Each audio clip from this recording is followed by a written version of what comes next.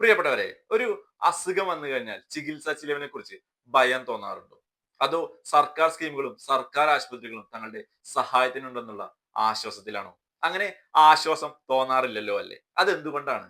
കാരണം സാധാരണക്കാർക്ക് വേണ്ട പദ്ധതികൾ ഇല്ലാത്തത് കൊണ്ട് തന്നെയല്ലേ? കേരളത്തിലെ പൊതു ആരോഗ്യ സിസ്റ്റം തകരാറിലാണെന്ന് മനസ്സിലാക്കാത്തവർ ആരുമില്ല. ചിലർ മനസ്സിലായില്ലെന്ന് നടിക്കുന്നവരുണ്ട്. പലർക്കും മുന്നോട്ട് വെക്കാൻ ആശയങ്ങളോ പദ്ധതികളോ ഇല്ലാത്ത അവസ്ഥ. അവിടെയാണ് ആം ആദ്മി പാർട്ടിയുടെ ഹെൽത്ത് കെയർ മോഡൽ ഉള്ളത്. എല്ലാ കുടുംബങ്ങൾക്കും 10 ലക്ഷം രൂപയുടെ ഇൻഷുറൻസ് കവറേജ്, വരുമാന പരിധിയില്ലാതെ എല്ലാവരെയും ഉൾപ്പെടുത്തുന്ന ഒരു യൂണിവേഴ്സൽ ഹെൽത്ത് കെയർ മോഡൽ.